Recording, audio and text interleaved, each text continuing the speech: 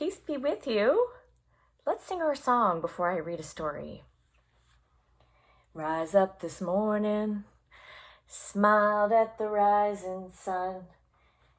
3 little birds pitched by my doorstep, singing sweet songs, melodies pure and true, saying, this is my message to you. Singing, don't worry about a thing. Every little thing's gonna be alright. Singing, don't worry about a thing. 'Cause every little thing is gonna be alright. Rise up this morning, smiled at the rising sun. 3 little birds pitch on my doorstep, singing sweet songs, a melody pure and true, saying, this is my message to you. Singing, don't worry about a thing. Every little thing is gonna be alright. Singing, don't worry about a thing. Every little thing is gonna be alright. Great job, guys. Here is our story, Baby Bird's First Nest, and it's by Frank Asch. And the reason I want to read this story is because what letter are we looking at? Letter N, nest.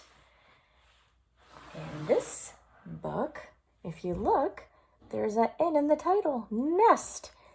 Baby Bird's First Nest.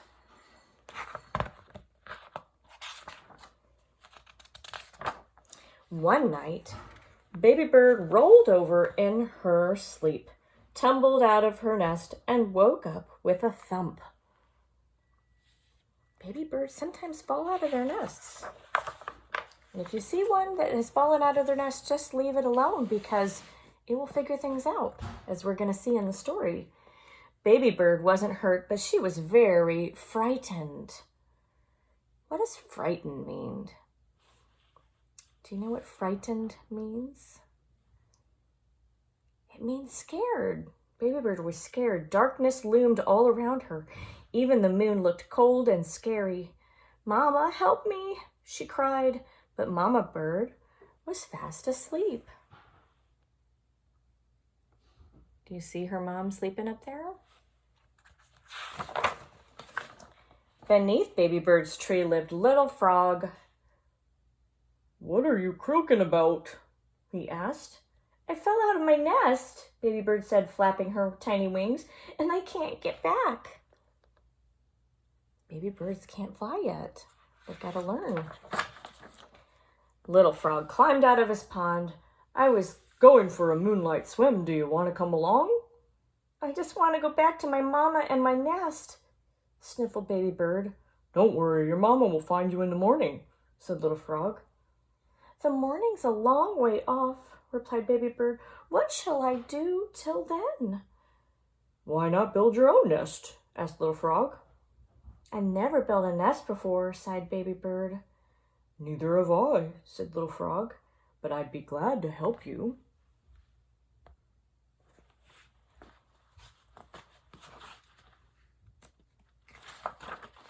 So Baby Bird and Little Frog set to work building a nest. They gathered twigs and pine needles to make the outside. Then they lined the inside with birch bark and deer grass.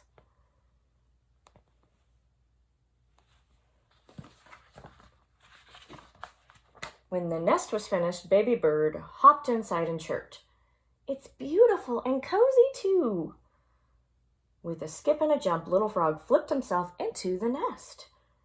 Kind of scratchy for my taste, he croaked.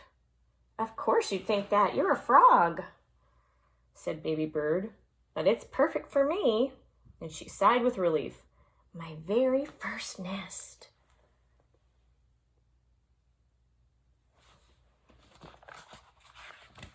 Baby Bird snuggled down and soon began to feel sleepy, but Little Frog sat up straight. "I hear paws," he croaked. "Quick, follow me." Little Frog leaped out of the nest and into the pond. Kerplunk.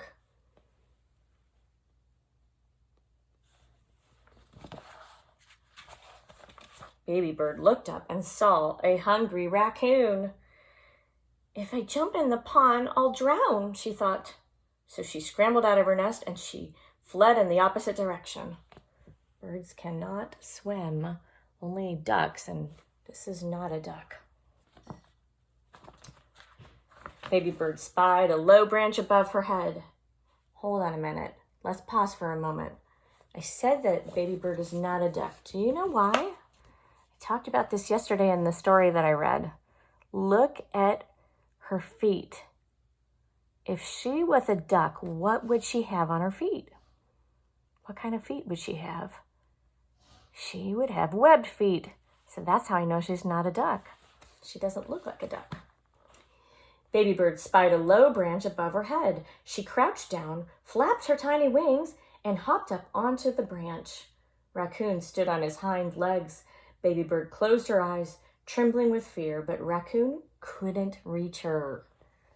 Thank goodness.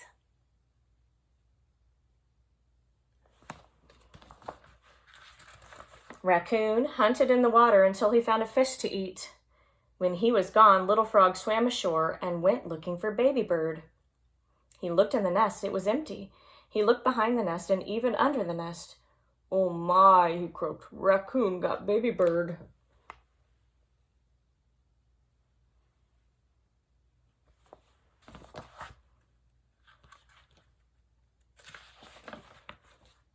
"No, he didn't. I'm up here." "How did you get up there?" asked Little Frog. "I hopped up," replied Baby Bird. "If you can hop up there, you can hop back to your nest," said Little Frog. "I can't hop that far," gasped Baby Bird.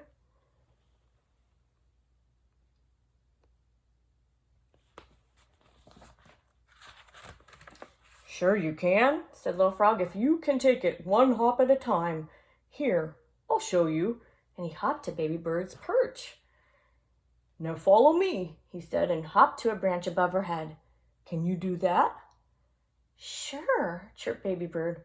"Good," said Little Frog, and he hopped to the next higher branch.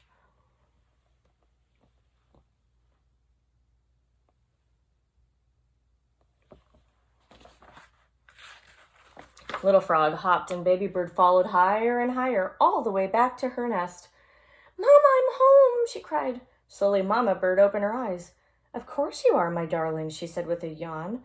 "But what are you doing out there?" Mama Bird lifted Baby Bird into the nest. "Mama," cried Baby Bird, "I've had the most wonderful adventure."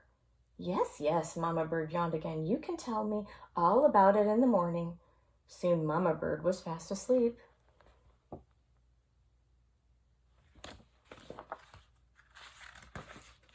"Your mama's nice," said Little Frog. "Do you want to sleep in our nest tonight?" asked Baby Bird. Little Frog thought for a moment. "Too scratchy," he replied. "So what are you going to do now?" asked Baby Bird. "I guess I'll finish that moonlight swim," said Little Frog. "Get ready for the highest dive you ever saw."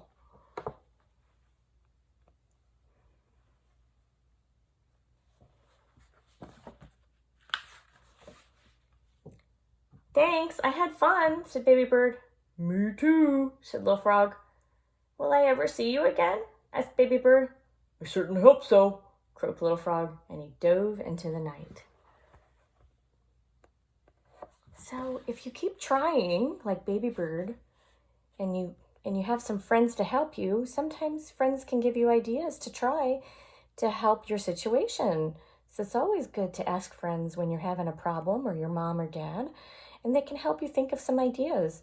And Little Frog helped Baby Bird think of a plan when he noticed that she could hop up branch by branch. And sometimes something's really hard and it feels impossible, like I can't get there. But if you do one little thing, one step at a time, you'll eventually get your problem solved. Sometimes it has to happen one step at a time. So you keep taking one step at a time and go to the people you trust and love when you're having a problem to get some ideas. God bless you.